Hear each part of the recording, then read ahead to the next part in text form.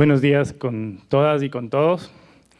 Qué agradable estar acá en Colombia, vecino al frente. Siempre hago la broma con mis alumnos colombianos de que además compartimos colores porque durante algún tiempo fuimos un mismo país. Eso pues nos trae muchísimo gusto siempre que se puede venir por acá. Muchas gracias. Creo que la ponencia que yo voy a presentar esta mañana es la menos técnica, quizá la más cercana al campo de la experiencia ritual, de la práctica política, porque el tema que nos convoca es inabarcable, como ha dicho don Fernando Arango de Corporación Remanso. No pretendo ni mucho menos terminar en una hora y un poco más de exposición un tema que da para muchos doctorados, libros, seminarios y que aún así es incompleto siempre. Agradezco la invitación de Corporación Remanso, agradezco el trabajo de María del Pilar por toda la delicadeza en la planificación del evento que ha sido perfectamente ejecutado, no hemos tenido ningún problema. Y como siempre, pues les dejo con dos imágenes aparentemente sencillas y una cita totalmente profunda. La de arriba, muchos de ustedes estarán familiarizados con las tiras cómicas de los periódicos, Calvin and Hobbes, de Bill Watterson, que nos desbarata cualquier percepción o cualquier actitud que tenemos con dos sencillas viñetas, Y el tigre, ¿no es cierto?, que representa a Hobbes justamente en esta tira cómica, contrapuesto con Calvin, que sería como la libertad, ¿no es cierto?, está recostado junto a un árbol y ante la pregunta el niño no tiene respuesta, ¿Y qué pasaría, ¿no es cierto?, si no hay vida después de la muerte y esto es todo lo que tenemos? En esta sencilla viñeta, ¿no es cierto?, muy sencilla viñeta, Watterson básicamente desbarata, ¿no es cierto?, muchísimos de los avances, enfoques, críticas y procesos a los que se ha enfrentado la humanidad. Cuando pasamos la pandemia del COVID, la gente me decía, ¿por qué estamos encerrados? Y en gran medida era porque tememos a la muerte. Porque la muerte, como dice Cioran, el gran filósofo franco-rumano, ¿no es cierto?, es demasiado exacta, es demasiado profundo, todavía sigue siendo el momento liminar, a pesar de que no ha sido la muerte un único concepto, Es decir, la gente puede pensar que nos hemos muerto igual y eso es algo bastante equivocado. La cosa está cambiado considerablemente. Hoy hablaremos sobre un tema en particular desde algunas perspectivas y espero que vayamos llegando, ¿no es cierto?, a lo que nos convoca, que es justamente el área donde muchos de los que están aquí trabajan, la ética frente al cuerpo. Y no solamente el cuerpo que lo tenemos y lo palpamos y en este momento se evidencia y es performático, sino el cuerpo que ha perdido la vida, pero que nunca deja de ser humano, como dice el filósofo Edgar Morin, Me presento porque siempre es interesante, la gente piensa, algo pasó, ahí está. ¿Por qué la muerte, La gente piensa que la persona que se dedica, ¿cierto?, a analizar o a estudiar el tema funerario debe tener dentro de sí algún tipo de morbo, no sé, algún tipo de pensamiento un poco gótico, no sé. Es una pregunta que mucha gente que se acerca a mi cátedra me la hace, Entonces, cuando me preguntan por qué la muerte, la respuesta generalmente viene relacionada a la contraparte, ¿no es cierto?, porque persistir en la muerte es justamente intentar entender la vida. Lo ha dicho hace poco tiempo, pues, Fernando Arango, y es importante entender, ¿cierto?, que detrás de todo proceso de comprensión de la muerte implica la realización o la persistencia en la vida.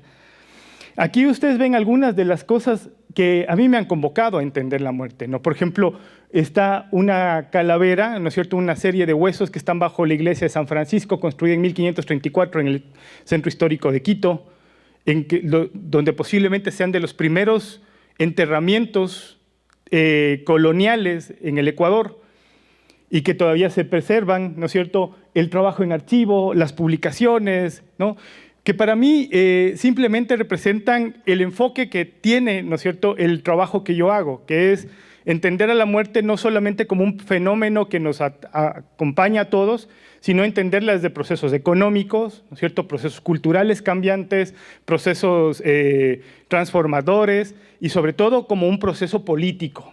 Y hay que entender esa cuestión, ¿no? Ese último beso que uno se va a dar a la tierra cuando se muere es el último acto político que hacemos, ¿no? Porque el muerto deja de ser ciudadano, pero pasa a ser otras cosas y eso ya veremos más adelante. Entonces, quiero comentarles un poco cuál ha sido el detonante, yo creo que en mi vida, y eso un poco les comento a ustedes que son especialistas, porque tiene que ver con esto. Ayer hablábamos con unos colegas que van a participar el día de hoy y yo recuerdo que a mí como un niño curioso se me mete el tema de la muerte cuando quizá yo asisto al último de los velatorios en casa de un familiar en Quito. Ahora son muy raros, ¿no?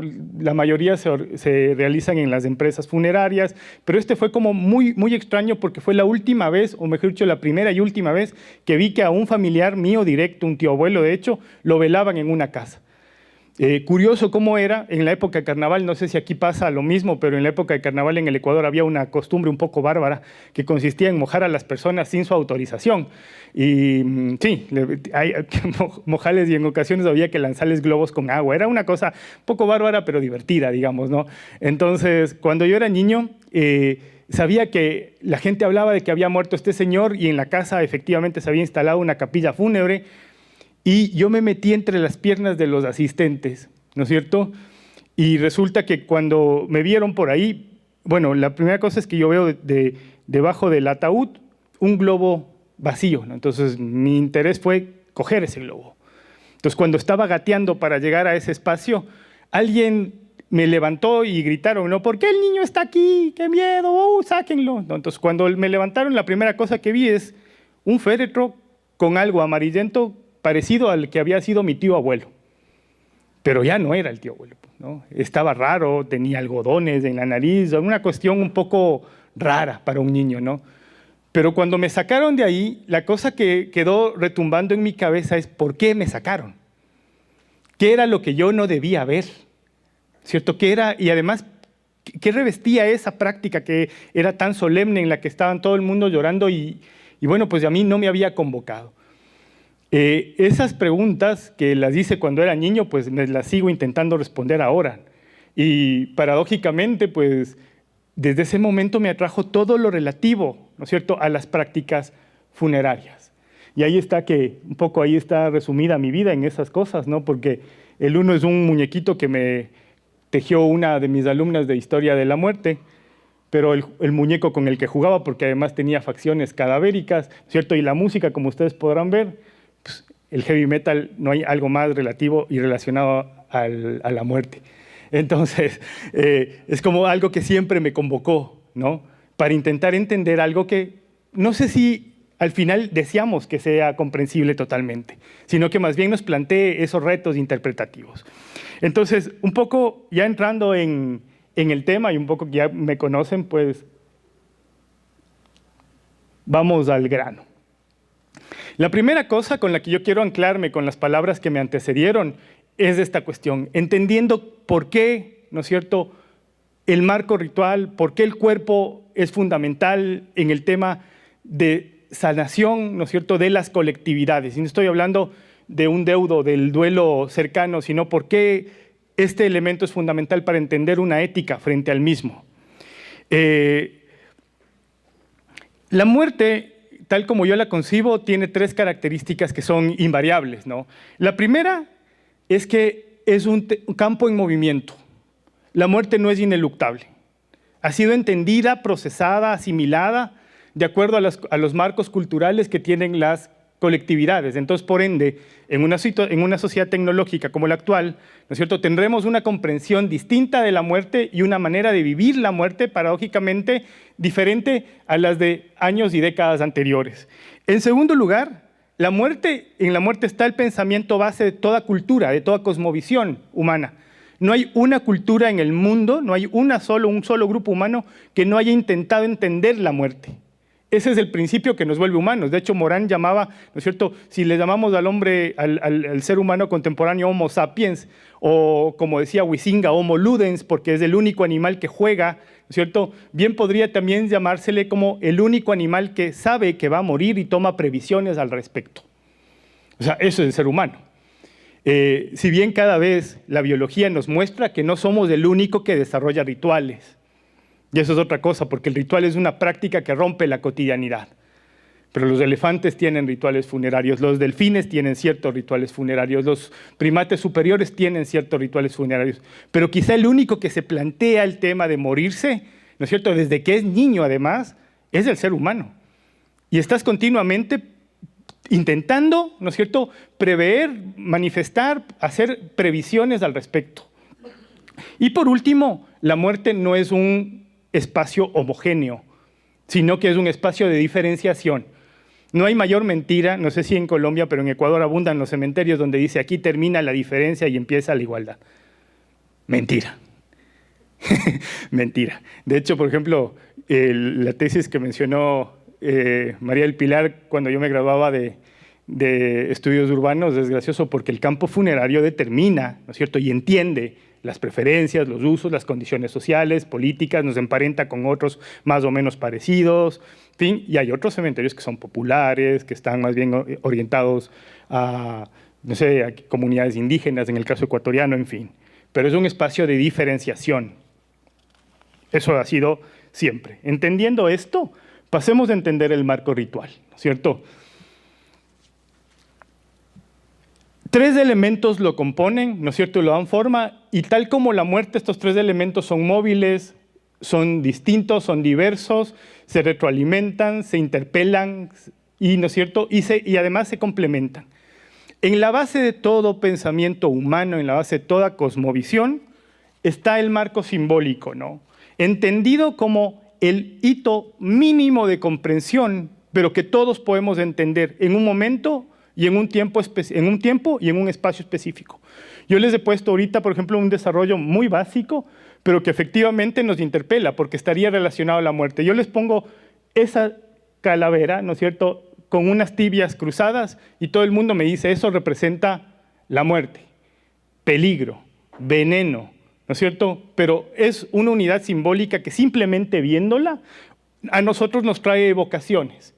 Es decir, el pensamiento simbólico en el ser humano lo que intenta hacer es ordenar el mundo. Recuerden que nosotros estamos continuamente ordenando el mundo, intentando hacerle aprehensible, ¿no es cierto? Y para hacerle aprehensible dotamos de características simbólicas a las cosas. Si yo pongo una cruz, ¿no es cierto?, ahí, la gente me dirá, por ejemplo, eso representa cristianismo, para otros será paz, pero si esa cruz está en una tumba, para mí ya representa otra cosa, ¿no es cierto? El pensamiento simbólico es complejo porque se va construyendo, pero al mismo tiempo se integra en explicaciones más amplias. En el pensamiento simbólico articulado, ¿no es cierto?, en la base de esto está el pensamiento mítico, y el pensamiento mítico es la base fundamental de toda cultura para explicar, ¿no es cierto?, lo inacible, lo que no entendemos, lo inabarcable, ¿no es cierto? Imagínense ustedes, ¿no es cierto?, antes de la tecnología, porque ahora nosotros tenemos acceso a enormes cantidades de información, pero pueblos que antes de la tecnología tenían que explicar por qué cae un rayo, ¿no? ¿Por qué hay ocasiones en las que la tierra tiembla? ¿Por qué erupciona un volcán? Hay una anécdota interesantísima en la historiografía ecuatoriana que dice que en un momento determinado, cuando los españoles avanzaban y las hordas de Atahualpa estaban resistiendo y casi que ganando, erupcionó el volcán Cotopaxi. Si ustedes conocen algo del Ecuador, se darán cuenta que ese volcán no es nada benevolente, es bastante enorme, creo que es el volcán activo más alto del mundo, entonces su erupción, cada vez que ha erupcionado, han sido catastróficas. Y la gente, digamos que el pensamiento de los grupos indígenas fue asociarle a eso con un mal augurio y se retiraron. Y posiblemente la historia hubiese sido otra, ¿no es cierto? Pero el pensamiento mítico le da la posibilidad a las culturas de construir explicaciones. Por eso en el pensamiento mítico está la base del pensamiento religioso. Y una de las explicaciones que se intentan, o que toda cultura y toda religión intenta entender, es por qué nos morimos. ¿Y qué hay después? No hay una sola religión, no hay un solo pensamiento religioso a nivel global que no tenga esa respuesta. Si no tuviera esa respuesta, pues no sería una buena religión. O sea, ¿no es cierto? Entonces, ustedes vean desde el pensamiento andino, ¿no es cierto? La religión católica, el cristianismo, el budismo, todos tienen un marco explicativo para decirnos nosotros qué pasa cuando te mueres. Te reencarnas, te perfeccionas, esperas un juicio, lo que sea, pero hay una construcción mítica que te hace esperar. Y para que eso sea proclive, ¿no es cierto? Para que ese resultado que queremos que pase, pero que no estamos seguros, ¿no es cierto? El pensamiento mítico se convierte o se transforma en estructuras rituales. A mí me gusta la definición que tiene Mark Turner del ritual, ¿no es cierto? Un ritual es una activación cultural que en un momento específico rompe la rutina. Lo que no puede ser un ritual es un tiempo cotidiano. El ritual rompe la cotidianidad y rompe la cotidianidad para ocasionar que el marco mítico, ¿no es cierto?, sea favorable. Entonces, ¿por qué elaboramos, por ejemplo, un rito funerario? Efectivamente, para lograr que esa persona cumpla lo que yo deseo en el marco mítico, es decir, que se transforme en el difunto en un alma, en un ancestro o lo que fuera. Esta cuestión de la que estoy hablando, como ustedes se darán cuenta, no es religiosa, es más bien laica, es una explicación que puede tener para todos los sistemas. Aquí le vemos a Arnold van Gennep, uno de los creadores o estudiosos del marco ritual, que además se pone a pensar en una cosa, dice, bueno, tenemos ritos cotidianos, ¿no es cierto? Hay ritos como, por ejemplo, la transubstanciación, cuando el sacerdote levanta la hostia en el templo, ¿no es cierto?, y hace el sacrificio, esa hostia que el fiel católico la consume ya no es una hostia, es el cuerpo de Cristo, se ha transformado, ¿no es cierto? El rito tiene esa posibilidad de hacer eso.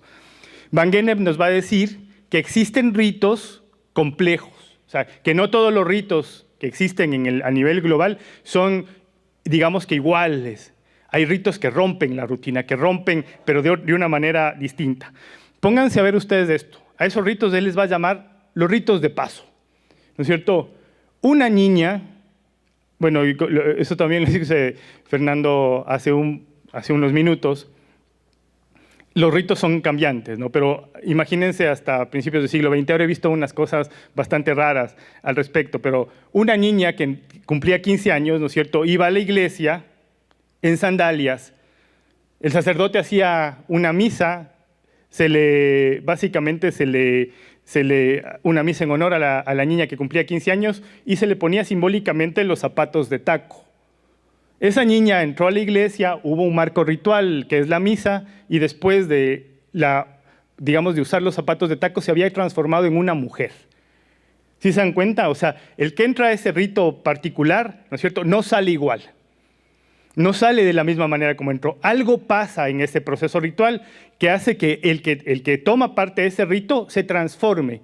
El niño africano, ¿no es cierto?, que cumple 12 años, pasa una prueba, ¿no es cierto?, de cacería y toda la cuestión, pero al final sale convertido en un cazador, en un varón cazador, ¿cierto?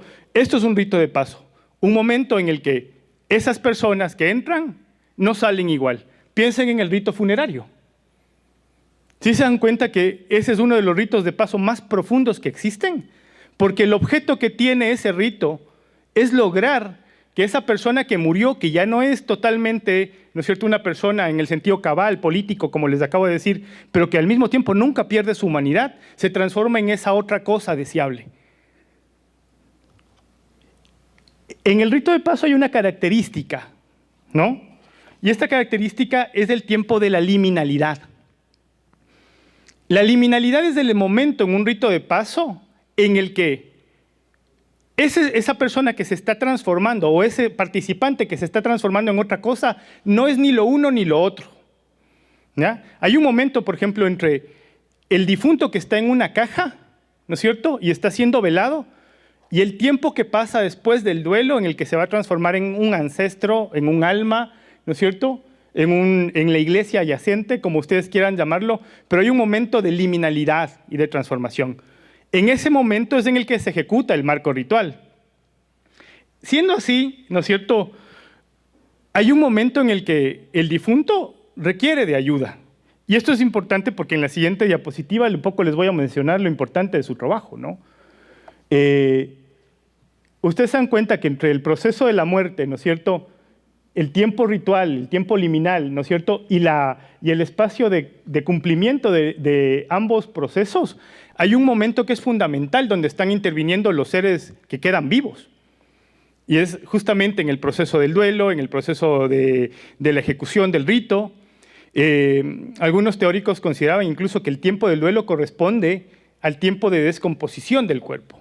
¿Ya? Es un tiempo de transformación, es un tiempo de integración. Ahora hablamos ya que hay procesos de cremación y que hay que ser más eficaces y que la vida es rápida y toda la cuestión. Sin embargo, si no se ejecuta eso, hay dos problemas en el campo del tratamiento de la muerte, ¿no? La primera, que el difunto no cumple, ¿no es cierto?, el proceso para integrarse al mundo de los ancestros, al mundo de los espíritus. Ustedes se han dado cuenta, hay un momento en el que el difunto deja de tener ya la evidencia corpórea como lo más importante y pasa ya a ser una suerte de espíritu tutelar al que se le pueden pedir cosas, ¿no? Abuelita, cuídame, mamita que estás en el cielo.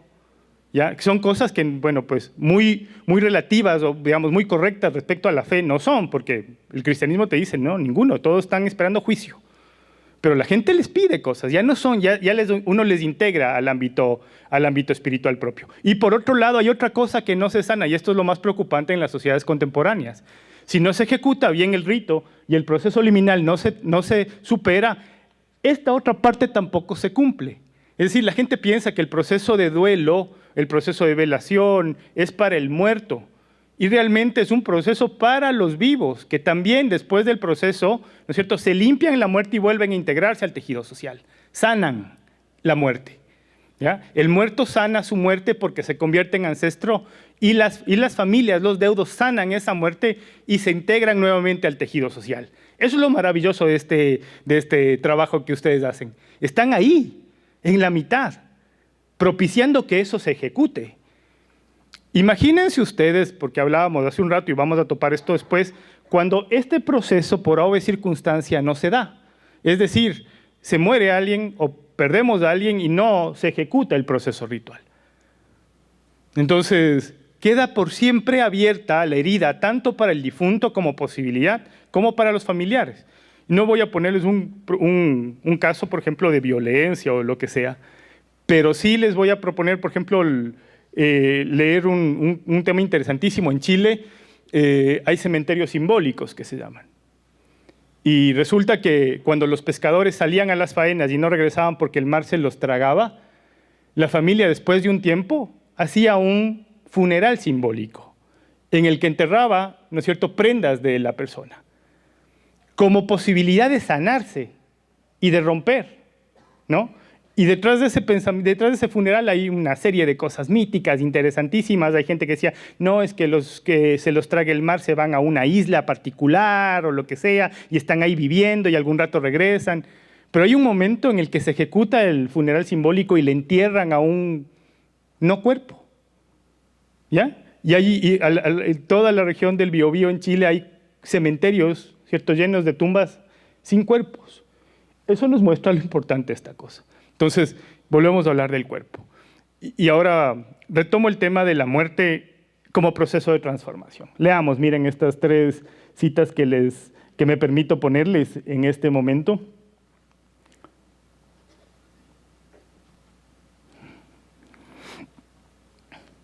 Ahí está. Miren, y vamos a entender la otra cosa, ¿no es cierto? Si el rito se ejecuta y tiene que ejecutarse y va a responder a las condiciones tecnológicas de los rituales, leamos estas 3 muertes, ¿no? La primera, sacada del libro de 1605 de la obra de teatro El Rey Lear de William Shakespeare, ¿no?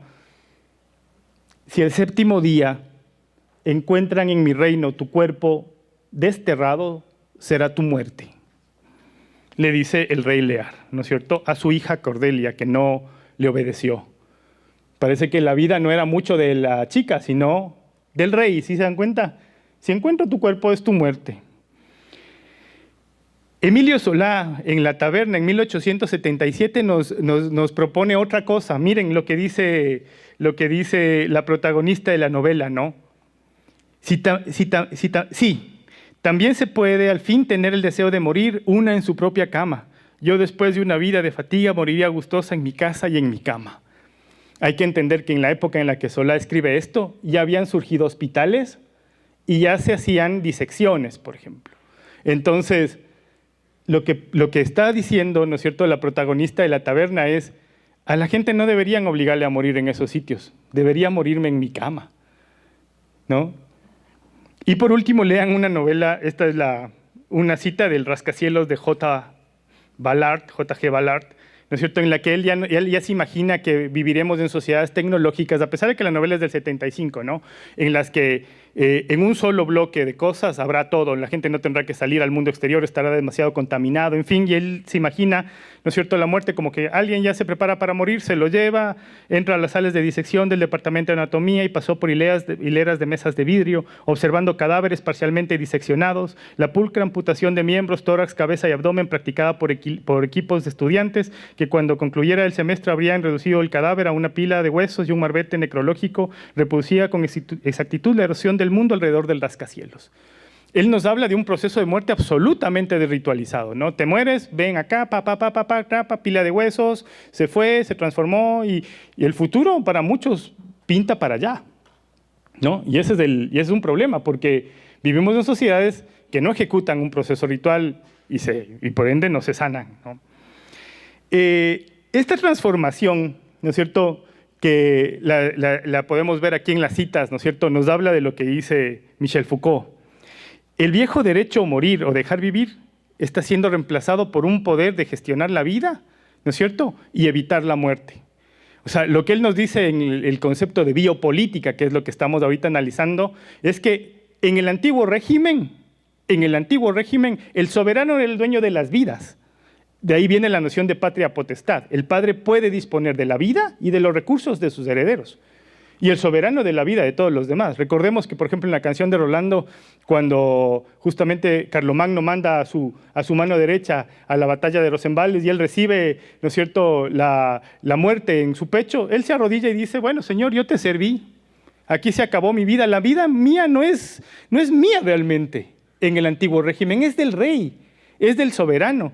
Y de alguna manera ese mecanismo ya digamos que en la afirmación del capitalismo avanzado ya deja de ser un argumento del soberano, se convierte en una soberanía estatal. La única manera de que a mí me maten heroicamente es que me vendan la idea de que morirse es patriótico y que me manden a la guerra. Pero si el señor presidente de mi país me dice: sacrifícate por mí, yo le voy a decir: no.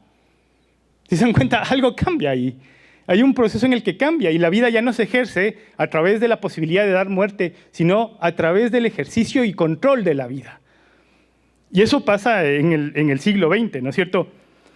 Al Estado ya no le interesa en principio que estemos muertos, sino le interesa saber cuántos somos, qué padecemos, cuáles son nuestras enfermedades, cuántos saben leer o no y toda la cuestión, ¿no es cierto? Entonces, si ustedes se dan cuenta, la vida en el proceso biopolítico, esto un poco ya les comenté, en el proceso biopolítico reside en la posibilidad de administrarla. Me parece que es Michel Foucault mismo el que dice: la vida podría definirse como el espacio que existe entre la emisión de un acta de nacimiento y el acta de función. Y está controlada, ¿no? Está controlada. El Estado igual tiene problemas, por ejemplo, cuando a alguien le desaparecen, porque tiene que ejecutar ese proceso. Y él nos dice: bueno, ¿sabe qué? Tantos muertos hay al año y toda la cuestión, pero hay un digamos que un número de personas que desaparecen y lo que sea, pero el Estado está controlando, tienes que investigar. No es como antes, ¿no? Entonces, lo paradójico de esto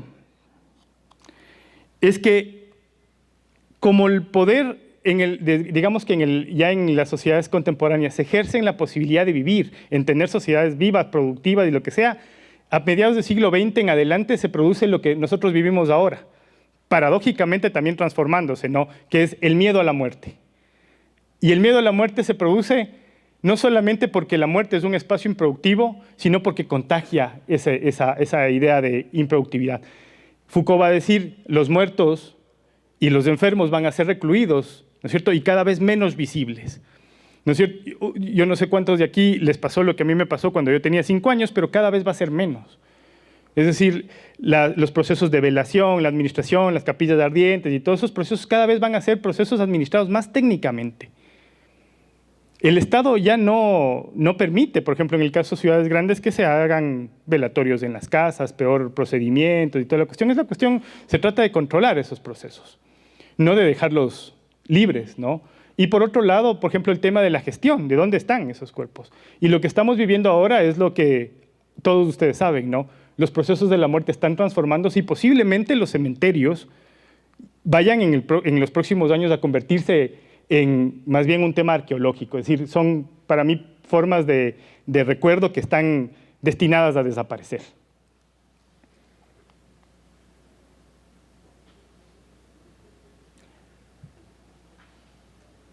El Estado, por ejemplo, miren que por primera vez, o sea, esto quiero pasarlo un poco rápido porque me he ensalzado, disculparán, ¿no es cierto? El Estado justamente está en un espacio en el que tiene que controlar y producir, ¿no es cierto?, medios de vida. Pero ¿qué pasa cuando no tiene esa capacidad? ¿Cierto? Cuando, por ejemplo, la capacidad de dotar de salud, de servicios médicos, de asistencia hospitalaria, igual, por ejemplo, procesos de gestión, de inhumación, lo que sea, no tiene el Estado, ¿no es cierto? Entonces va a tener distintas maneras de acercarse al problema, y eso ya no es una biopolítica, sino justamente una necropolítica. La vida ya no se puede garantizar, sino ciertas vidas, ¿no? Un Estado que cuida de ciertas vidas, pero no de todas. Norbert Elias, en su famoso libro La soledad de los moribundos, se preguntaba, ¿cómo moriré? Y él está escribiéndolo a fines de los años 80, ¿no? Imagínense, él se pregunta ya viejo, ¿cómo voy a morir? ¿Qué será lo último que veas? Posiblemente una pared de azulejos de un hospital. ¿Qué voy a ver? ¿No es cierto? ¿Y cómo se va a transmitir técnicamente mi vida? ¿Qué voy a representar yo? La muerte y la enfermedad se van a convertir en espacios indeseables. Y como resultado, ¿no es cierto?, la vieja potencia de muerte en la cual se simboliza el poder soberano se hallará cuidadosamente administrada en los procesos de gestión y administración de los cuerpos. Los mitos y los ritos de los que hemos venido hablando tendrán que adaptarse a este proceso. No están desconectados de esto, ¿no es cierto? Son parte de este proceso, entonces tendrán necesariamente que adaptarse. Y como resultado tenemos este complejo sistema de administración contemporánea, ¿no? Por un lado tenemos la profesionalización del campo médico, que va a dar como resultado, ¿no es cierto?, la merma de poder o desaparición del poder en la gestión de los procesos funerarios, por ejemplo, de la Iglesia. Ya lo funerario, digamos, o la determinación de las causas de muerte son causas técnicas, ¿no es cierto? Y si bien, por ejemplo, los servicios de sacerdote y toda la cuestión son parte de los sistemas, ya no es el sacerdote el que los determina, sino es una gestión técnica del proceso. Acabamos de oír esto. Por otro lado, ¿no es cierto?, tenemos un sistema estatal que va a tener bases legales y sistemas de gestión de la población. Todos ustedes tienen una cédula de identidad, ¿no es cierto? Y sin la cédula de identidad no puedes hacer nada. Se preguntan, algún rato yo estaba trabajando en el centro de Quito con población vulnerable y una persona se me acercó y me dijo, yo tengo un grave problema. Y me dijo, yo le digo, ¿cuál es? Me dijo, no tengo identidad. Entonces yo le dije, lo que usted no tiene es una cédula. Me dijo, por eso, pues, entonces no tengo identidad. Sin eso no soy nada, no soy ciudadano, no puedo hacer préstamos, no puedo ir al banco, no me pueden depositar. Entonces el Estado está gestionando esto que antes no existía. Y por último, ¿no es cierto?, el desarrollo del capitalismo global al mismo tiempo produce, ¿no es cierto?, mecanismos de gestión técnica de la enfermedad y la muerte. Como resultado, vivimos la era de la biopolítica, ¿no es cierto?, y la vida se extiende desde la inscripción de nacido vivo hasta la emisión del certificado de defunción. La pregunta que me hago yo, teniendo esto en cuenta, es ¿qué pasa cuando ese ejercicio de poder para mantener la vida y ocultar la muerte queda de lado porque puede parecer innecesaria? Y aquí les propongo un ejercicio, ¿no es cierto? ¿Qué tienen en común estas tres cosas? Les voy a explicar qué son, aunque ustedes están familiarizadas, ¿no? La parte de arriba es un matadero en los Estados Unidos, tiene la capacidad de faenar 125,000 cerdos al día. La otra es una sala de cuidados intensivos de generación contemporánea. Y los otros, no sé si ustedes han oído hablar de Alcor, ¿ya? La empresa en los Estados Unidos encargada de mantener congelados en nitrógeno restos humanos para volverles a la vida en el futuro. ¿Qué tiene esto en común? ¿Quién se atreve? Pensé que estabas levantando la mano y está traduciendo simultáneamente. ¿Alguien? ¿Ideas? ¿Qué tienen en común? Porque aquí viene lo otro, porque estamos en el borde, el Estado administrando, intentando gestionar la vida, pero ¿qué tienen en común?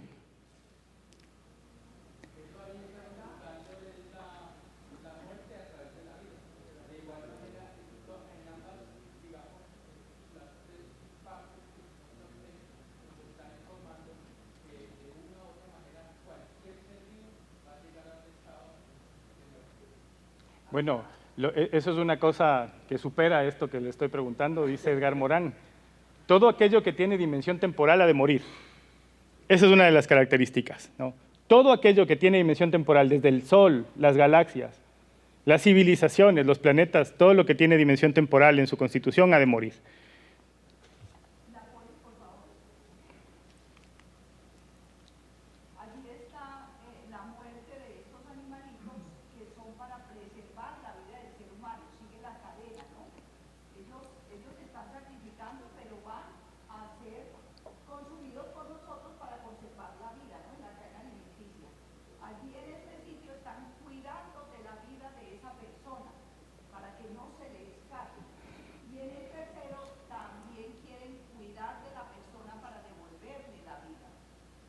¿Alguno de ustedes le gustaría tener su torso congelado en nitrógeno?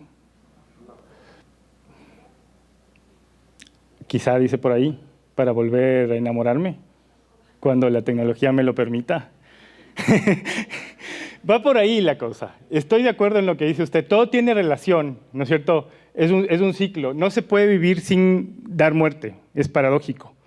Pero si ustedes se ponen a pensar en esas tres imágenes que son contemporáneas, además, imposibles de imaginar hace 50 años, lo que tienen en común es la gestión tecnológica de la vida, ¿ya? Y miren que ahí pongo otro tema en particular que a nosotros ahora nos invade, ¿no?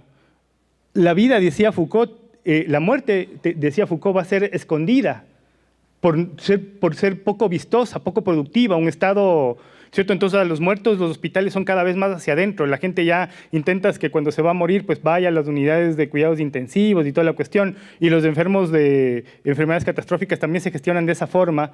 Sin embargo, nunca en la historia de la humanidad fue tan fácil ver muerte como ahora. O sea, la muerte se esconde, pero cuando es cercana. Pero la muerte global entra en las redes sociales, ¿no es cierto? Hay páginas que nos muestran accidentes, muertes, descalabramientos, bombas, crisis, guerra, ¿no es cierto? Entonces, la muerte también es un espectáculo y también eso es tecnología. Sin embargo, nuestra propia muerte nos aterra y la muerte de los que queremos aún más.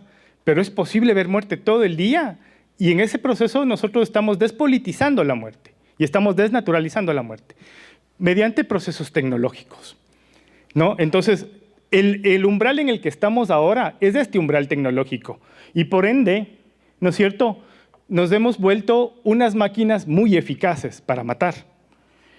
En menos de 100 años hemos perfeccionado nuestras técnicas mortíferas. Matamos con eficacia y pulcritud. En el año 2020, ¿no es cierto?, 73.162 millones de cerdos, reses y pollos mueren. 60 millones de pollos se sacrifican cada día. Estamos increíblemente, ¿ustedes han visto eso en las calles? No, se mata escondido, ¿no es cierto? Los mataderos son cada vez más eficaces. La tecnología modifica las condiciones rituales, ¿no es cierto?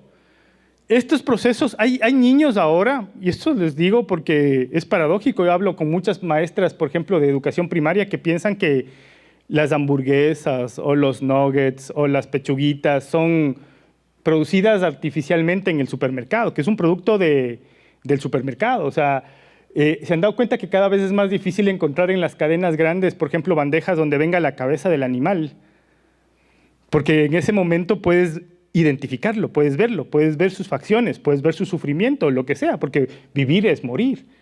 Pero implica también enterarse de ese sacrificio. Ahora no, básicamente hay mucha gente que simplemente no se entera. Sin embargo, colegas, en el primer mundo cada vez la población vive más. En el año 2020 teníamos 2.000 millones de adultos mayores en el mundo. O sea, mayor capacidad de matar, vidas más largas, ¿no es cierto? Aquí hay algo que ya no cuadra, ¿no es cierto? Y viene el tema de la soledad de los moribundos. Muchas veces también estamos hablando de que si no se cumplen los marcos rituales, los procesos de diferenciación, en algún momento alguien tendrá que cuidarnos, pero no sabemos quién. Porque en ese proceso de desintegración del marco ritual también se desintegran las funciones comunitarias que antes nos cuidaban. Nuestros abuelos no se preguntaban quién me va a enterrar, sabían quién le va a enterrar. ¿No es cierto? Nuestros padres posiblemente saben que les vamos a enterrar nosotros. Ahora nosotros, ¿quién nos va a enterrar? Who knows, ¿no? Y menos si consideramos que el Estado es una cuestión rara. Vamos a una distopia que quizá muchos de ustedes la vieron, ¿no es cierto?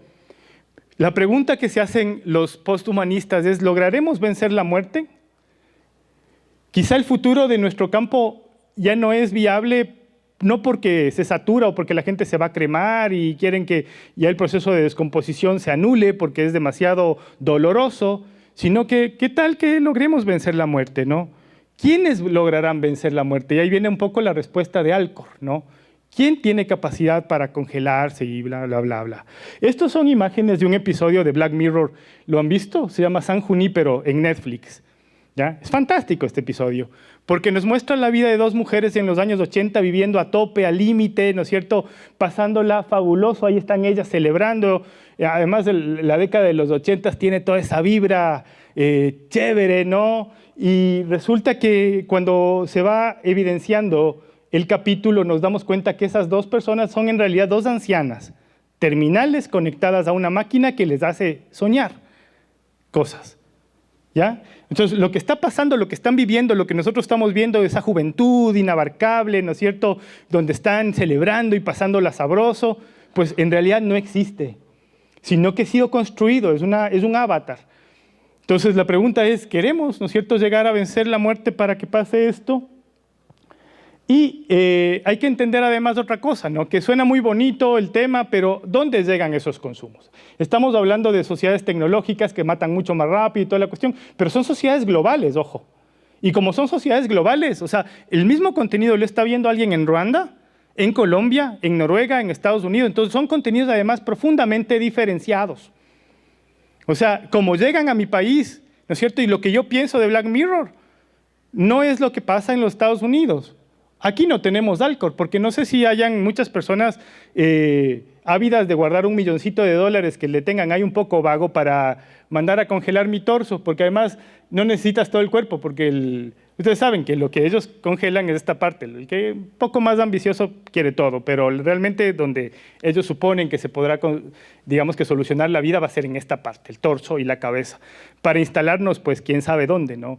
De eso la broma de Matt Groening es haber creado Futurama. Ustedes han visto las cabezas, ¿no? En fin. ¿Es deseable?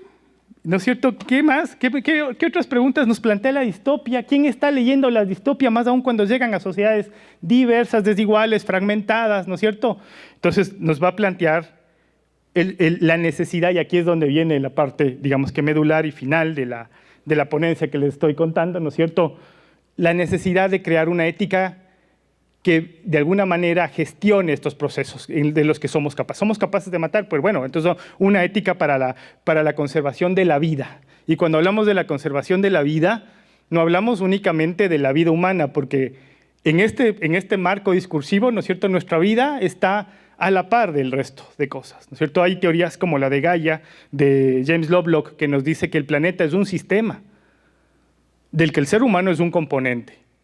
Pero no es la visión tradicional que tenemos, ¿no?, de un planeta con muchas criaturas y una especial, que es el ser humano, y es tan especial que es mejor que el resto y por ende se las come a todas, ¿no? Sino que son un componente y que cuando ese equilibrio se pierde, posiblemente el que está perdiendo es el ser humano. Y eso lo estamos viendo todos, ¿no?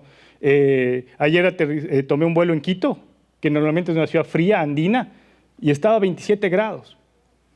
O sea, 27 grados en Quito, les juro, colegas, que en el aeropuerto me daban ganas de abrir una cerveza y tomármela porque ya no aguantaba el clima, ¿no? Y claro, y las cosas van cambiando, y ciudades que eran antes calurosas van teniendo veranos lluviosos y fríos, y claro, el mundo nos está diciendo algo. Entonces, miren esta cuestión. El surgimiento de la bioética justamente plantea eso, pensar estos escenarios, ¿no es cierto? Y además, si cuando pensamos en la dignidad de los cuerpos, no debemos sino también tener en cuenta la dignidad de todos los cuerpos, de todo el proceso de la muerte, ¿no es cierto? Entonces, teóricos como Yar o como Van Serra, Potter, lo que están haciendo es sentando las bases para la conformación de una ética laica, global, general, para el tratamiento, ¿no es cierto?, de la muerte. Así surgen, por ejemplo, aquí les cito solamente dos, ¿no? El Código de Nuremberg, que en 1947, inmediatamente después de la Segunda Guerra Mundial, se sentó a analizar el tema de la experimentación en cadáveres y en personas, porque eso es lo que estaba haciendo el régimen nazi, ¿no? Experimentando. Entonces la pregunta que se hacen es, bueno, ¿es ético o no? Entonces el código, por ejemplo, o hasta el Código de Harvard en 1968, que se pregunta, oigan, ¿sabemos cuándo nos vamos a morir? ¿Sabemos cuándo se muere uno? Porque para donar necesitamos que el cerebro todavía esté vivo. Entonces, si queremos nosotros, por ejemplo, una sociedad que motive los trasplantes y toda la cuestión, posiblemente necesite sacarlos de cadáveres rosados y calientes. ¿Ya? Entonces, son dilemas éticos. Ahora, con la tecnología que tenemos, ahora ustedes saben que cuando se muere la última célula de un ser humano que ha sido enterrado, será más o menos entre 15 y 20 días después de estar en el proceso de descomposición. Y ahora sabemos que con una de esas células tranquilamente lo podrías clonar. Y hay un reto, entonces decir, bueno, ¿cuándo se muere uno realmente? ¿Cuando se muere la última de mis células? ¿Cuando ya no hay una cadena de ADN perceptible que permita que alguien me clone? ¿O cuando se muere mi cerebro y pierdo mi conciencia? ¿No es cierto? ¿O cuando dejo de respirar porque me dio un paro cardíaco? Todos esos dilemas, imagínense, surgen en este momento, ¿no es cierto? Y son dilemas que a cada uno de nosotros nos interpelan, porque yo puedo decirle a una persona con la que yo cohabito y decirle, ¿sabes qué? Si a mí me da un paro cardíaco y tengo un problema cerebral, desconéctame y dona mis cosas. Pero va a decir, no, porque yo considero que tú estás vivo todavía y tengo la esperanza. Yo recuerdo, por ejemplo, verle intubado a un paciente con muerte cerebral crónica, no gravísima, y de repente producía algún movimiento y los familiares albergan esa posibilidad, se va a despertar. Y uno dice, no, pero el mismo momento ese, ¿no es cierto?, la tecnología nos obliga a pensar en esos escenarios. ¿Qué pasa, no es cierto? Lo que está en debate ahora es la dignidad, no la vida y la extensión de la vida, sino la calidad, las condiciones, cómo vivimos, para qué vivimos. Recuerdo haberle conocido a un profesor impresionante mexicano que llegó a dar su clase a los 83 años y me dijo, oye, vos estudias la muerte, ¿no es cierto? Y me dijo, nunca seas tan, no voy a decir la palabra que me dijo, pero nunca seas tan pip para desear una larga vida, me dijo. Más aún si no tienes salud. Y me dijo, es doloroso, ¿no? Es tenaz aguantarte. Porque ahora hay métodos para mantenernos vivos mucho tiempo, con paliativos y con cuidados y con cosas, ¿no es cierto? Entonces, de lo que estamos hablando, y miren que aquí pongo una imagen de un muerto, ¿no? Pero que paradójicamente es un muerto que nos interpela a todos, porque es del planeta. Necesitamos una ética global que interpele no solo la dignidad humana, y esto lo dice el Papa, no sé si todos aquí son católicos, pero el Papa en el 2015 saca la encíclica Laudato Si, ¿no es cierto? Y nos pone alerta porque tiene que reinterpretar el Génesis. Porque ustedes acuérdense que en el capítulo 28 del Génesis dice, y te doy soberanía sobre los animales de la tierra, sobre los peces en el mar, úsalos, ¿no es cierto? Y el Papa de repente en Laudato Si dice, aguántense un ratito. El uso es responsabilidad. No significa que los comas a todos y los mates y los desintegres. Entonces surge el concepto de cuidado de la casa común, una ética global, no humana, sino global. Entender que lo que ustedes están haciendo con cada uno de los cuerpos es una cuestión de dignidad, no del cadáver, sino del mundo, de la sociedad, de sus familias. Segundo, una ética laica y diversa. Estamos viendo que Black Mirror se ve en Noruega, pero también en Colombia, ¿cierto? Y estamos viendo que Black Mirror se ve en Ruanda y también en Gaza posiblemente, ¿no? Entonces, en ese sentido, la vida adquiere matices. Por otro lado, una ética también que sea una propuesta desde el sur global, o sea, desde nuestros países. No solamente receptiva, una ética crítica. ¿Qué tenemos nosotros como comunidades para aportar al mundo? Yo en alguna conferencia realizada en el Ecuador, yo hablaba, y ayer hablaba con mi colega de Bolivia, hablaba, qué importante es la comunidad en el proceso de morir. Sin embargo, avanzamos cada vez a una sociedad más individualizada. Pero sin comunidad no te entierras, pues. O sea, y no quisiera saber qué es lo que hace el Estado si le dejamos esa función para que haga con cada uno de nosotros lo que quiera. Como decía don Fernando Arango, esta es una cuestión de afectos también. Y es una cuestión de empatía, de dignidad, ¿no es cierto? ¿Qué hay más sagrado que la vida humana? Posiblemente la dignidad de esas vidas. Posiblemente algo hay más sagrado que conservar la vida, posiblemente, ¿no es cierto?, la calidad de esas vidas. Y a través de la vida humana, la calidad del sistema global de vida, ¿no es cierto? Nosotros estamos en la base, la gente que está pensando lo funerario, que está pensando la muerte, está en la base que piensa paradójicamente la vida. Y esa fue una respuesta que alguna vez di a alguien. Me dijo, bueno, ¿por qué eres loco? ¿Estás metido en el tema de los muertos? Sí, justamente porque persisto en la vida. Creemos en esa posibilidad.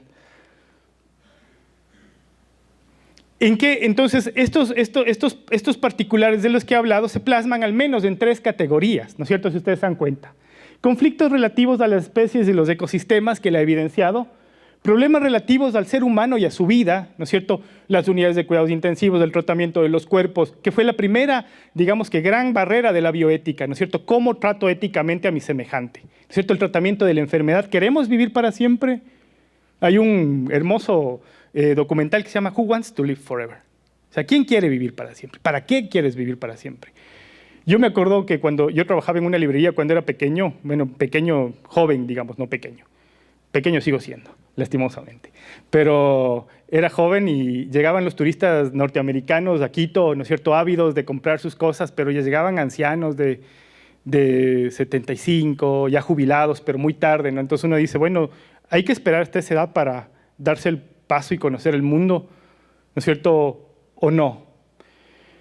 Y por último, los problemas relativos al sistema social, que es lo más importante, porque si se dan cuenta que esto lo estaban ustedes mencionando en la inauguración, esto interpela no solamente, no es una cuestión de buena voluntad, es una cuestión de interpelar al Estado, es una cuestión de interpelar al sistema global, ¿no es cierto?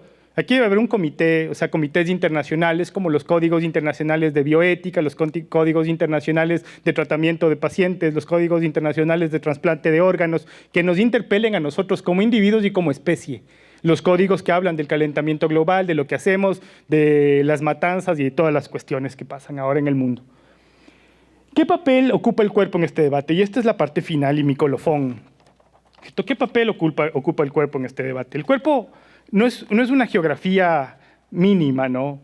Yo considero que hay 3 geografías simbólicas y me voy a despedir con esto, que me parece que es bien bonito. En el cristianismo primitivo, contrario a lo que nosotros pensamos, se debatía cómo era el mundo del más allá. Nosotros a veces pensamos que, bueno, pues no, hay el cielo, hay el infierno, y que estas cosas han sido así siempre, porque así eran. Pero la verdad es que no. O sea, gran parte de los elementos constitutivos del cristianismo primitivo venían de otras tradiciones culturales, como por ejemplo del Antiguo Egipto, el tema del juicio final, ¿no es cierto?, el tema de qué pasa con las almas. Entonces había una disputa interesantísima por darle forma a lo que nosotros vamos a conocer como el cielo, ¿no es cierto?, o el mundo del más allá. Ahí le vemos a San Agustín, que le he puesto a pensar una cosa, ¿no es cierto? San Agustín se pone a pensar, ¿y qué pasa con los muertos? Hasta el siglo IV después de Cristo, los muertos habían jugado todas sus cartas en la vida. Si vos fuiste malo, fregado, ya, o sea, te quemaste, ya no hay nada que hacer, ¿no es cierto? Entonces San Agustín se pregunta, ¿cuál es el puesto de la fe en el plan divino? Y estos teóricos, ¿no es cierto?, estos padres de la iglesia, ¿no es cierto?, de los primeros siglos del cristianismo, empiezan a pensar, debe haber un proceso de purificación, porque si no estamos fritos, porque aceptémoslo, la mayoría de nosotros somos malos. Entonces, si aquí se juega todo, nos vamos abajo. Entonces, puchicas, no hay nada que hacer. Entonces, la iglesia, la dimensión, digamos que el debate político que toma es crear un tercer lugar, ¿ya? Es un lugar de purificación, en el que hasta el alma más mala, ¿no es cierto?, con la ayuda de todos ustedes, recuerden que iglesia significa comunidad, y la iglesia adyacente son los muertos, porque se supone que es la comunidad de los muertos, pero la iglesia le puede ayudar a que esa alma se salve, ¿no es cierto? ¿A través de qué? Volvemos, de ritos, a través de mis acciones, ¿no es cierto? O sea, ya no solamente depende del muerto, pero si yo a mi abuelita le pongo tantas misas, o yo le pienso, y yo le ayudo, ¿ya? Esta es la noción cristiana. Antes no, entonces se crea esta noción intermedia que es el purgatorio, donde hay un fuego que enmienda, pero también un fuego que condena, ¿no es cierto? Este mundo espiritual, esta geografía que no existe, esta geografía celestial, ¿no es cierto?, que se está configurando, se construye al mismo tiempo que otros elementos fundamentales de las creencias contemporáneas, como por ejemplo el diablo, el culto mariano o el perfeccionamiento y función del rito fúnebre, que es donde todos ustedes trabajan.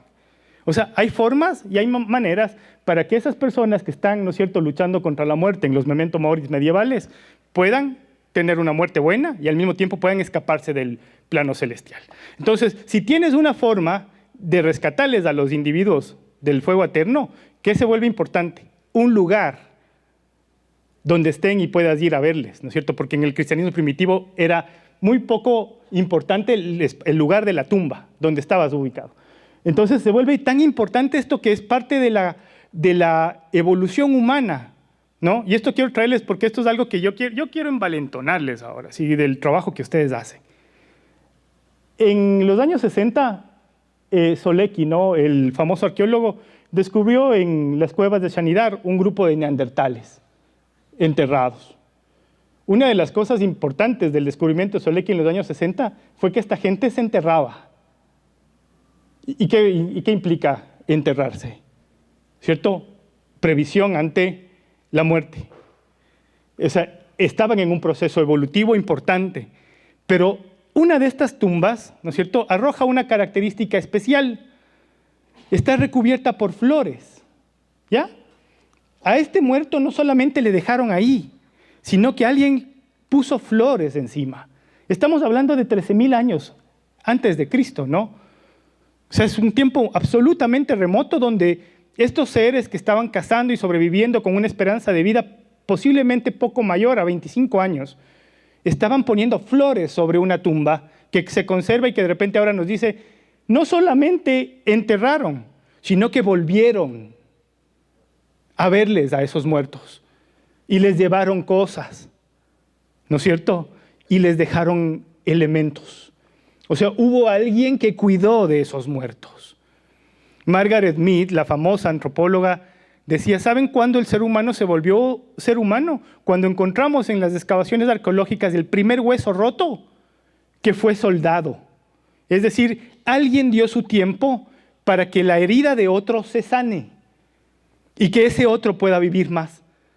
El cuidado, ¿no es cierto? Así como había que cuidar de los muertos para que vayan al purgatorio, alguien empezó a cuidar del otro. Y alguien empezó a cuidar del otro aunque se hubiese muerto. Y ahí está el tema último. Aquí creo que les pongo una foto de un cementerio medieval. Miren lo diferente que son las representaciones de un cementerio medieval de lo que conocemos ahora como cementerios, esos lugares solemnes, ¿no es cierto?, de paz y toda la cuestión y de miedo que mucha gente tiene. Vean el cementerio medieval, lleno de gente junto a la iglesia, con ferias, tahúres, venta de gallinas y toda la cuestión, con un proceso de integración de la vida mucho más cercano. Había que estar con los muertos, ¿no es cierto? Y por último, entonces estamos hablando de una geografía celestial, ¿cierto?, en disputa, que se crea, una geografía terrena, que es importante. ¿Por qué tenemos cementerios? Porque hay que visitarles. Los cementerios no son para los muertos. Si fueran para los muertos, los cementerios no tendrían caminerías, no tendrían bancas, no tendrían un espacio para sentarse. Hay una cosa bellísima que dice Antón Marí, dice, cuando el visitante camina entre las tumbas y lee el nombre, sin querer hace una oración, ¿no? ¿Quién será Ataulfo Al? Le mencioné, le traje a la vida, mencionar, dar vida, ¿no? Y por último, la dimensión más cercana que tenemos, ¿no es cierto? Es la geografía mínima, la más sencilla, pero al mismo tiempo la más compleja, la más diversa. Y estos, por ejemplo, los trabajos de los excelentes anatomistas medievales, ¿no? Y del Renacimiento, que se preguntaban, bueno, yo entiendo que esta cosa es sagrada porque la hizo Dios, pero ¿por qué es tan perfecta? ¿Cómo funciona? ¿Qué hay detrás? Y ahí está su trabajo, ¿no es cierto? No solamente son elementos, no es una máquina tan buena, es también facciones, ¿no? Si ustedes ven en esta pieza de Gaetano Zumbo, no solamente estamos viendo la estructura muscular, sino también la cara de dolor del molde de cera, ¿no? Él intentaba evidenciar dos cosas ahí mismo. La primera, el funcionamiento, y la segunda, el ser. Evidentemente, todo esto esta es la famosa Venus anatómica, ¿no? O sea, cosa tan bella, difícilmente recreable, ¿no es cierto? Porque además se le pueden incorporar las piezas que faltan y hacer efectivamente el cadáver yacente de una mujer hermosa, pero que dentro sigue siendo la máquina, ¿no? Entonces, básicamente, este es el principio de curiosidad que tenemos, ¿no es cierto? Que produjo los anatomistas, los gabinetes de curiosidades, la disección médica y, por último, todos estos debates sobre la sacralidad del cuerpo, que efectivamente es. La noción de dignidad de la que tanto he hablado en este tema debería regarse a la máquina, ¿no? Como ha sido tratada siempre. Los restos anatómicos, los elementos genéticos, los restos humanos, como dice Edgar Morán, por mínimos que sean, nunca pierden su condición de humanidad. Si ustedes algún rato trabajan en el campo funerario y van por el cementerio y encuentran algún elemento relativo a un difunto, es relativo a su humanidad. No deja de ser un ser humano, así como un hueso animal no deja de ser un hueso animal, a pesar de que intentemos quitarle esa forma. En ese sentido, mis conclusiones, ¿no es cierto? Les invito a pensar la dignidad del cuerpo muerto, ¿no es cierto? Como, no sé si conocen este trabajo hecho en Bogotá, con el cementerio de pobres, por la arqueóloga Eloísa Lamilla, colombiana. Me parecía fantástico que cuando no sé si pasa eso acá, pero cuando las autoridades declaran patrimonial un espacio funerario, generalmente se fijan en los mausoleos, en la suntuosidad de las tumbas, ¿no es cierto? Y los espacios populares casi que son tenidos como cosas de poca monta o poca importancia. Como yo no creo que haya individuos o muertos de poca monta o de poca importancia, yo considero que todo cementerio, por chiquito o por pequeño que sea, por poco representativo o poco suntuoso, para mí es de inmenso valor patrimonial por lo que significa. Y en ese cementerio, ¿no es cierto?, se enterraron muchos de los pobres, ¿no es cierto?, de los primeros años del siglo XX colombiano, y no son presidentes, pero entre los intersticios de los nichos encontraron sus nombres, sus oficios, y en muchas ocasiones la falta de previsión del Estado que les llevó ahí. El muerto tiene que ser considerado dignamente, porque su cuerpo está atravesado, ¿no es cierto?, por la posibilidad de esclarecer actos políticos o judiciales, porque es necesario que todos estos procedimientos anatómicos o patológicos, ¿no es cierto?, sean tratados como si fueran lo que fueron en vida. Recordemos que lo que estamos trabajando es con las familias, con ellos. El duelo digamos que tiene dos direcciones. Por último, por ejemplo, también hay que trabajar el tema no solamente de la gestión de los cuerpos muertos en procesos funerarios, ¿no? Nuestros museos estaban repletos de restos humanos, muchas veces exhibidos de manera poco decorosa, por su condición racial, por desconocimiento, ¿no es cierto? Entonces ahora las colecciones digamos que de elementos anatómicos están tratadas con dignidad, tienen que ser tratadas con dignidad y su exposición debe ser tratada con respeto. Y por último, ¿no es cierto?, debe proponerse, ¿no es cierto?, la dignidad en el proceso de investigación médica, en la farmacéutica, en la genética, con órganos, con cuerpos o con componentes anatómicos. Una de mis frases favoritas del que escribió La soledad de los moribundos, Norbert Elias, que debe ser muy valiente a 2 años antes de morir de escribir un tratado sobre la muerte, es de esta: la muerte es un problema de los vivos, los muertos no tienen problemas. Muchas gracias.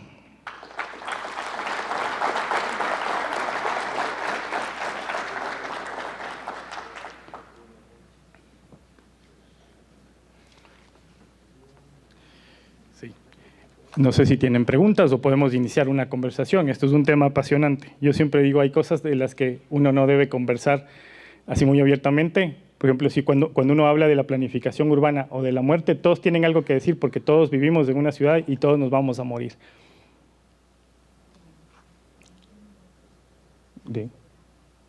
Bueno, era una hora. ¿Preguntas? Sí, conversemos.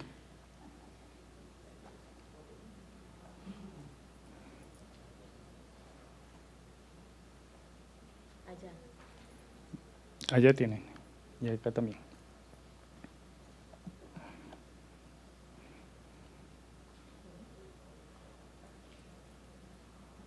O sea, no. Si quiere, expréselo. Sí, la pregunta, nos escuchamos.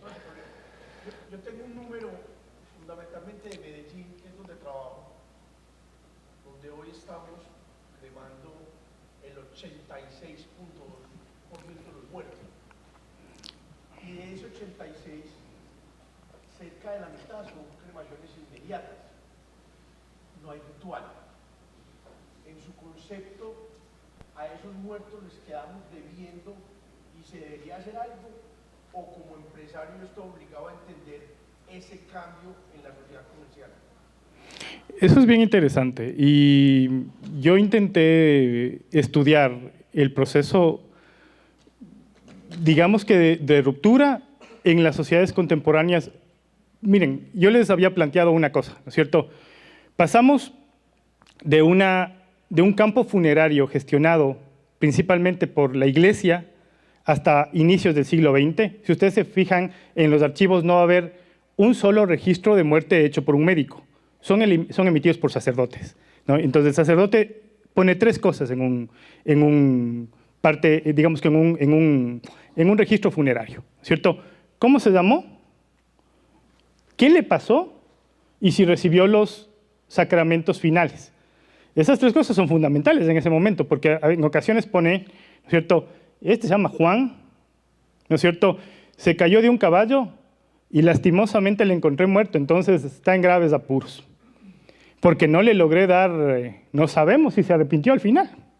Entonces está en graves apuros.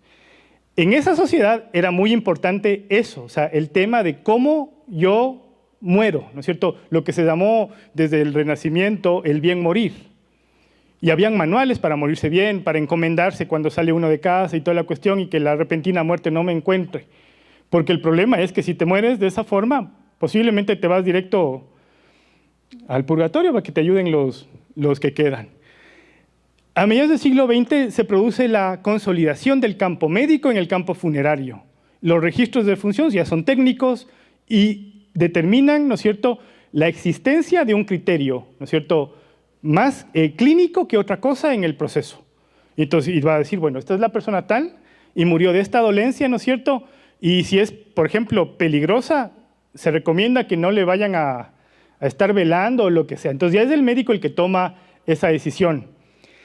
En la etapa contemporánea se pasa algo raro. En cada una, no sé si se dan cuenta que son etapas cambiantes, pero que no significa que la existencia de una anula las otras, ¿no es cierto? En los servicios funerarios siguen presentes sacerdotes. Quizá el sacerdote ya no es el que determina la causa de muerte, no sé cómo sea acá, pero en el Ecuador puede uno tener todo bonito, pero si no tiene uno la causa, digamos que el parte de muerte del Estado, básicamente no puede hacer ninguno de los otros trámites. Hay que descartar eso primero. Y a mí me parece que en la etapa contemporánea llegamos a este proceso, ¿no es cierto?, a la administración tecnológica del proceso. Y esta administración tecnológica se acompaña de dos características. La primera, que sigue siendo técnico-clínica, y la segunda, que está ya mediada por lo que ustedes, o sea, son empresas, ¿cierto? Y por ende, ¿no es cierto?, estamos respondiendo a ciertas características que ya tiene el mercado. Si ustedes se ponen a ver la propuesta, digamos que el meollo del asunto de ahora es casi que se muere alguien, hagamos las cosas lo más bonito y rápido posible y vaya a trabajar. Yo me ponía a ver, en Quito está el cementerio judío, junto al Memorial Necrópolis, que quizá ustedes le conocen, es miembros de las redes latinoamericanas de campos funerarios.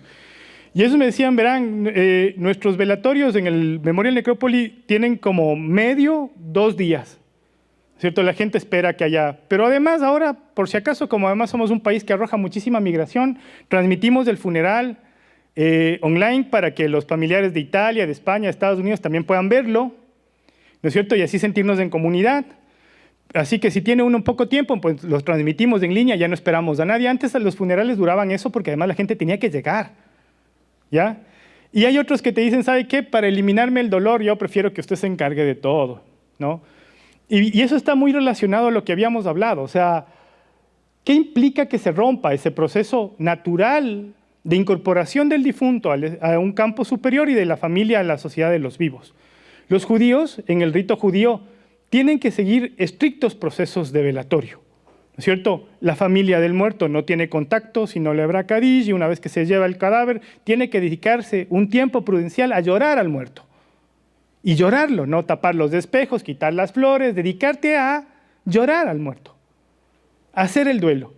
Asimismo, una vez que termine el proceso, abres las ventanas, te afeitas, descubres los despejos, vuelves a poner flores y vuelves a vivir sano.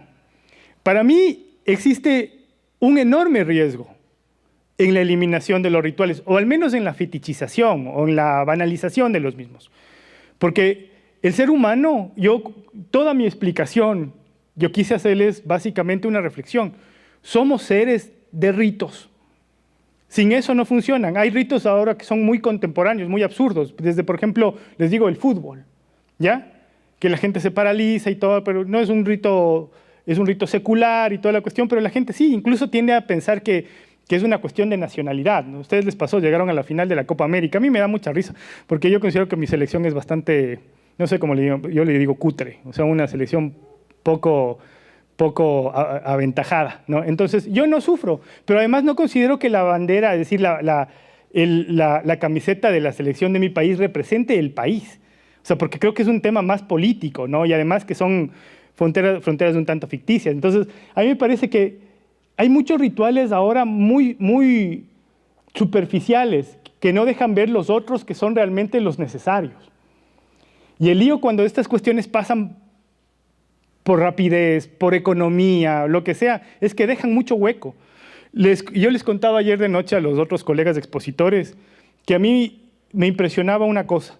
Cuando se dio la ola de migración venezolana al Ecuador, bueno, tuvo algunas olas, pero digamos cuando se dio una ola de migración venezolana al Ecuador, ustedes deben saber que Quito es un caso muy raro porque no tiene cementerios públicos. La ciudad no tiene un solo cementerio municipal, todos son privados o comunitarios. ¿Ya? Pero los comunitarios es un cementerio de una comuna indígena, es decir, no es público tampoco. La comuna se entierra en ese cementerio, pero los miembros de la comuna, no es para todos. El resto de la gente que quiere enterrarse en Quito tiene que contratar un servicio funerario privado. No hay un cementerio municipal, no hay algo así, no existe. Es un caso raro. Entonces yo me preguntaba, ¿y dónde se entierra esa gente en caso de que pase una desgracia? Sabiendo que están en condición de movilidad, de vulnerabilidad, ¿qué pasa con esos muertos? ¿No es cierto? Y yo digo, bueno, si tienes que pagarte unos $500 en el caso más económico en un cementerio de Quito, pues chuta, muy difícil conseguirlos, ¿no? Entonces resulta que encontramos a los primeros niños venezolanos enterrados en cementerios comunitarios. Es decir, que para lograr enterrarse tocaron la puerta no de los cementerios privados, sino de las comunas. El Estado también podría ordenarles que se entierren por beneficencia en los cementerios, ¿no es cierto?, privados. Pero cuando no tienes identificación, estás casi que en un estatus de ilegalidad total, ¿no es cierto? ¿Qué pasó? Se enterraban en los cementerios comunitarios donde las comunas, en lugar de, más allá de cobrar el servicio y toda la cuestión, lo que te dan es un espacio, ¿ya? Y mire lo que pasa. Yo le decía esto a uno de los comuneros, don Manuel Simbaña, un líder indígena, ¿no? Yo le digo, oiga, y don Manuel, y ahí se entierra el pobre niño y nos olvidamos de él para siempre. Me decía, no, al contrario, porque los padres iban a Chile. Entonces nosotros les dijimos, usted se puede enterrar aquí, pero tiene que cumplir el rito de la comuna, porque este niño ya no es solo suyo, sino va a ser nuestro, ¿ya? Y cuando se entierra aquí en la comuna, ya va a ser uno más de Llano Grande. Entonces va a ser uno de los nuestros y nosotros tenemos que cuidarle la tumba y nosotros tenemos que limpiarle y nosotros tenemos que ponerle flores, porque si no le ponemos flores, no le cuidamos, ese muerto, que es ya nuestro muerto, se va a despertar y nos va a decir a nosotros, ¿por qué no me cuidas si me diste espacio aquí en esta tierra? Y se fue la familia, ¿no? Y continuó porque tuvieron que hacer todo eso y dejaron ahí los niños. A mí me partió el corazón porque yo dije, ese rito, o sea, la necesidad de esa cuestión para esta, por eso es lo que les digo yo, la importancia de lo comunitario, que es todo lo contrario hacia el individualismo al que nos orilla cada vez más del sistema. Nos hace pensar que nosotros somos solos, y a mí me aterra, yo no tengo hijos, y ya estoy un poco, no sé cómo le dicen ustedes, un poco viejo.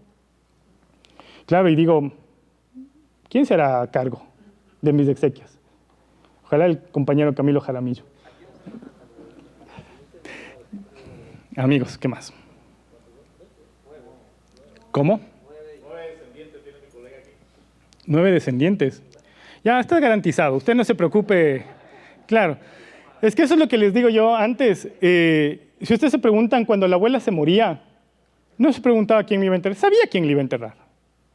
Tus hijos, tus nietos, pero ahora, claro, nosotros tenemos perros. Entonces estamos pendientes, y además que tenemos esa otra cosa, estamos encerrados en nuestras propias relaciones de soledad. Por eso el libro de Elías se llama La soledad de los moribundos, ¿no? Él dice que la muerte contemporánea no la ha experimentado, pero el proceso de muerte es muy solitario, sobre todo en el primer mundo. Son procesos gestionados técnicamente, uno tiene seguros y toda la cuestión, pero es muy solo. Y la muerte hasta hace poco, hasta mediados del siglo XX, era un problema comunitario. Uno no se moría solo. Los niños podían ver muertos. Pregunten a sus abuelos. Era cotidiano. Señora. Hay varias cosas que me han parecido muy bonitas de lo que has dicho y muy instructivas, ¿no? Por ejemplo, cuando tú dices que cuando morimos, y acabas de hablar, por ejemplo, sobre que no tienes hijos, entonces uno diría, ¿realmente morimos? Diría yo no, porque nosotros transmitimos la vida. Y cuando nosotros engendramos un hijo, ya nos estamos asegurando, entre comillas, de no morir. Transmitimos la vida, lleva nuestro ADN, lleva nuestra historia. Entonces a mí me parece que la responsabilidad del sector funerario, haciendo alusión a lo que el compañero decía allí, de los nuevos rituales que se están dando, es generar una cultura en la sociedad de la importancia, no dejarla morir, de la importancia de encarar la muerte, pero como un acto también de gratitud con aquellos que nos la transmitieron, como eso, ahí sí iríamos como a honrar, ¿no? Usar esa palabra bíblica de honra padre y madre, ¿no? Entonces a honrar esos ancestros que trajeron la vida hasta nosotros con luchas, con un sinfín de dificultades, con aciertos y desaciertos, pero que aquí estamos, gracias a ellos. Es cierto que nosotros vivimos de espaldas a la muerte, que no queremos morir, pero es porque no queremos sufrir ante la pérdida del ser querido. Nosotros hemos venido trabajando mucho en que transformemos, o sea, sí vamos a sentir dolor, pero transformar eso, no sufrir, sino agradecer, cerrar ciclos y en honor a ellos continuarla. Entonces creo que la responsabilidad social del sector funerario es esa, es enseñar esa forma de honrar, de despedir, de cerrar ciclos amorosamente, a través de la gratitud, a través del amor y a través de la conciencia de que somos transmisores de vida. Me gustó, me impactó, más que gustarme solamente me impactó mucho cuando tú dijiste que el ser humano creía, bueno, voy a decirlo en mis palabras, creía ser lo más grande, por eso le daba derecho a comerse a los demás, a matar también, en esta pandemia, a matar a los demás, hemos perfeccionado esto. Entonces me parece muy bonito porque yo creo que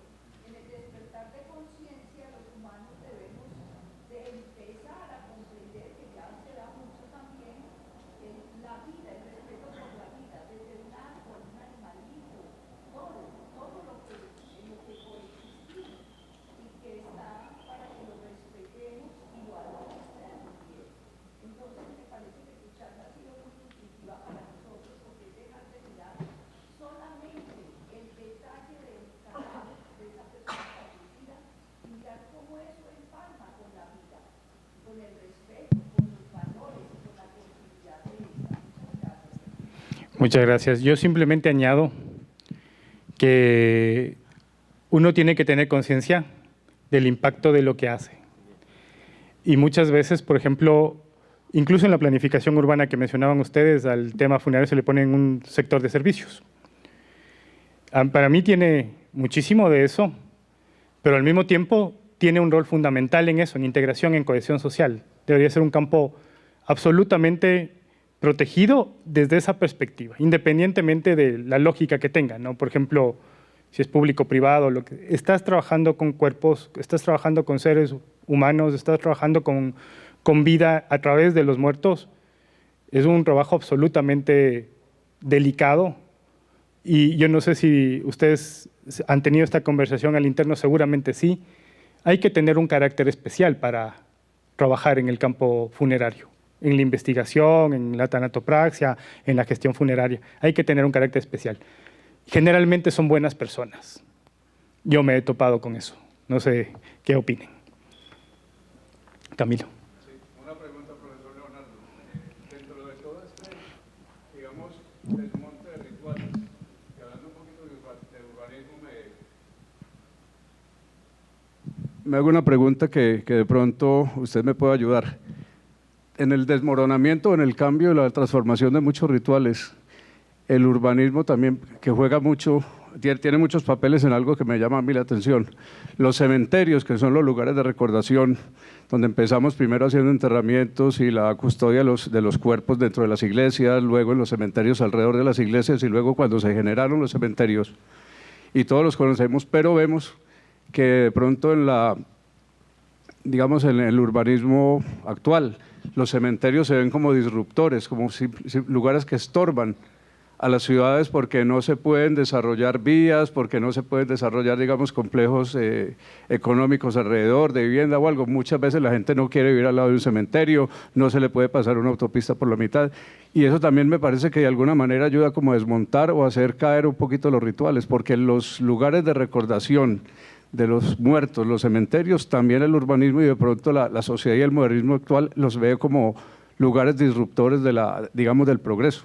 ¿Eso de qué manera se ha visto o se ha podido abordar?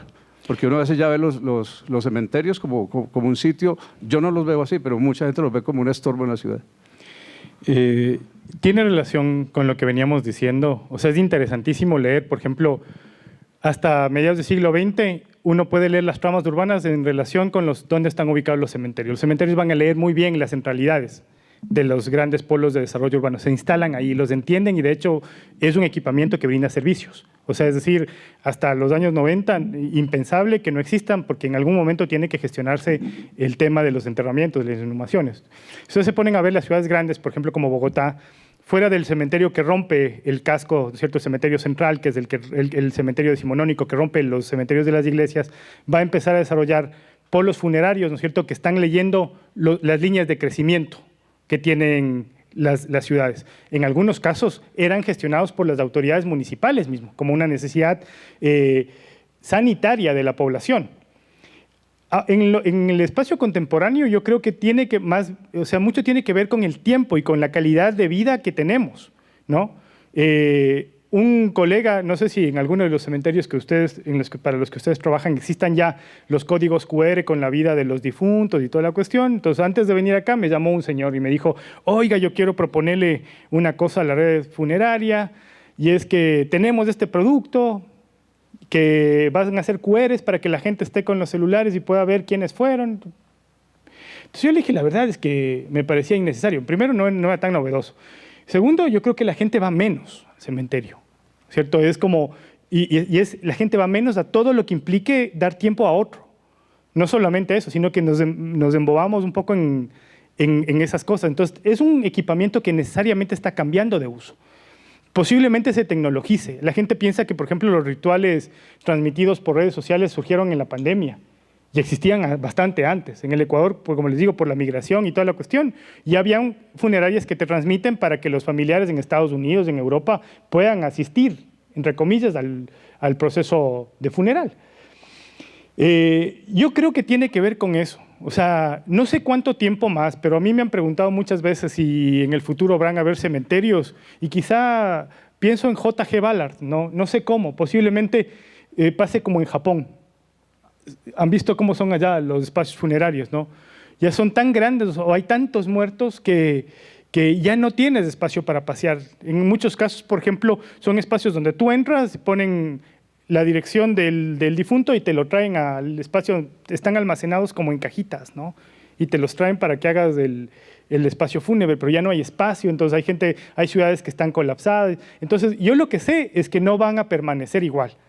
En 100 años posiblemente ya sean torres, ¿no? Aquí existen cementerios verticales como edificios. Sí, ya, entonces eso mismo. A mí me sorprendió la primera vez que vi. Yo hablé con Pablo Ceballos de ahí de Memorial Necrópoli y me dijo, voy a meter, no me acuerdo cuántos eran, pero me dijo algo así como 17,000 muertos en 400 metros cuadrados en un cementerio vertical. Yo le dije, churros, es el futuro. Ese cementerio no luce como un cementerio, es un edificio que uno le ve y tiene ventanas, es muy lujoso, muy bonito, es un edificio, es como no me acuerdo cómo se llama el cementerio, el Memorial Ecuménico de Sao Paulo, ¿no?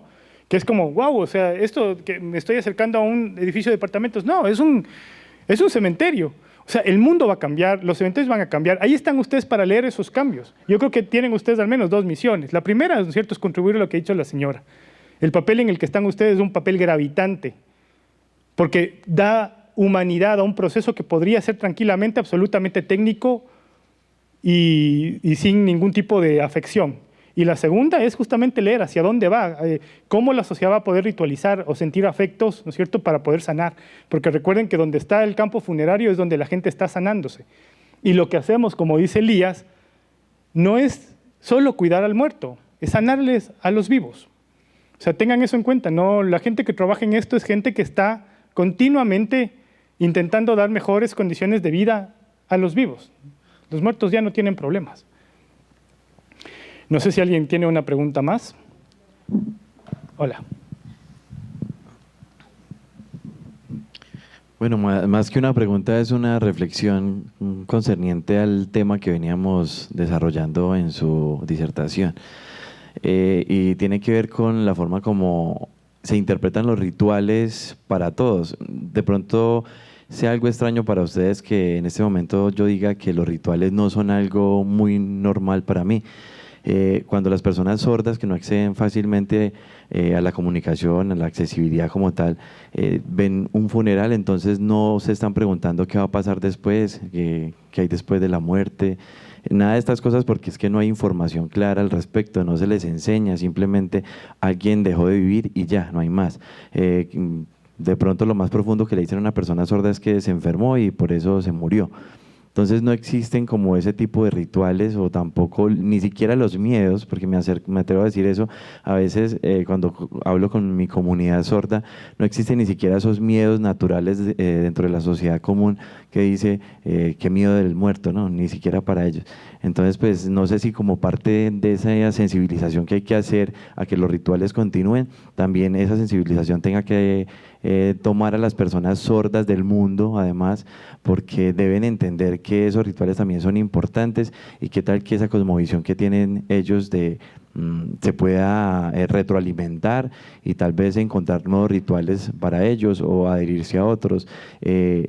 Cuando yo hablo con otros compañeros acerca de lo que yo hago en mi trabajo, en la funeraria, en fin, para ellos resulta muy extraño temas como este, ¿sí? De pronto ahorita les decía, voy para un congreso y me decían, ¿congreso de eso? Tan extraño el tema, ¿sí? Entonces, como a modo de reflexión, quería dejar ese tema.